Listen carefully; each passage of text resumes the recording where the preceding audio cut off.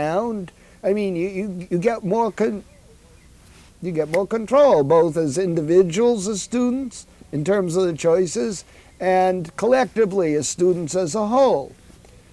You determine what your education is. The only good education, the only true education is subversive.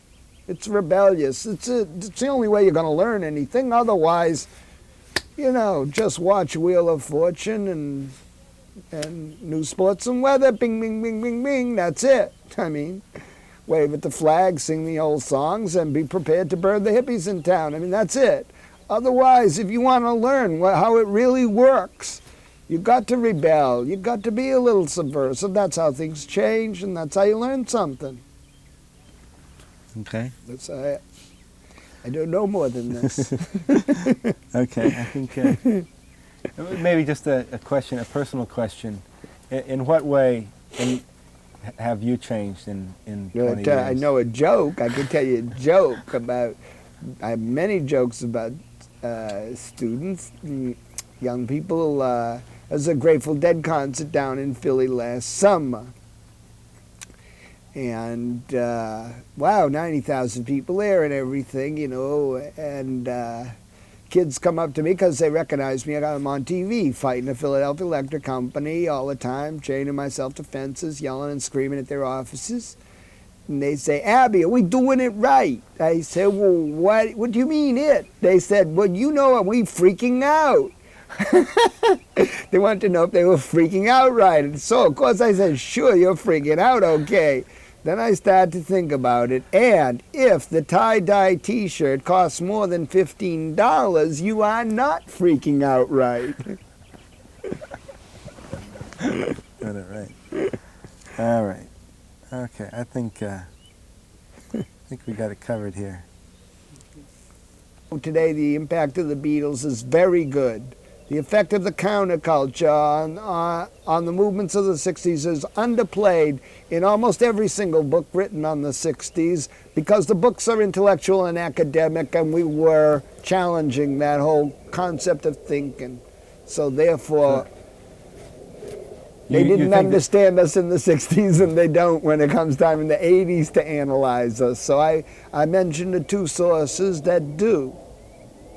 You say a little bit more about that, because you think it's difficult, it's a false dichotomy to separate the counterculture from the political activists. But there was a separation. No, there wasn't. There were people, there were two strains of thinking, but there's never been successful social change on a national or international level without a change in the culture.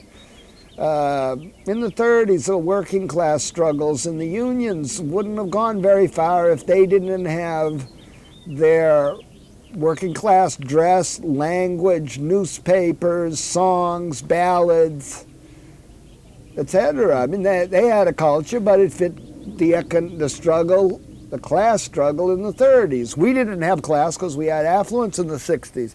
So we had a counterculture that fit the break with the culture of the 50s. Very extremely important. You need that kind of culture, the kind of bohemian. I mean, we wouldn't have had the 60s if the Beat Poets hadn't struck a blow for freedom against the Tony Bennetts, the Doris Days, the John Waynes, the Nixons, the Eisenhowers, etc., etc., if there hadn't been a choice. And of course, they opened the choice for whites to be able to see black rhythm and blues. And that was forbidden for us. Once we saw that, well, then of course we could understand the battle in the South because we had, we had some contact. We knew South Africa was worse, but we didn't know where South Africa was. We might have known there was a Vietnam War, but we had rumors, but we didn't know where Vietnam was. I mean, you have to make contact at some level. Culture was extremely important then. What the culture will look like, the counterculture for the next generation, is difficult to say. It's up to you. It's not up to me. All right. But if you're not going to have sex and drugs, your rock and roll better be damn good, I'll tell you.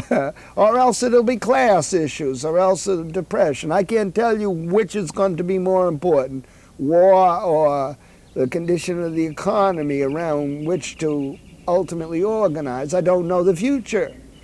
But each of those give birth to different kinds of countercultures. Neither one is yuppie. I'll tell you it's anti-yuppie either way. It's got to be anti-yuppie. You can't do this in a Porsche with a Rolex watch and a $1,500 suit. That's bullshit. Okay.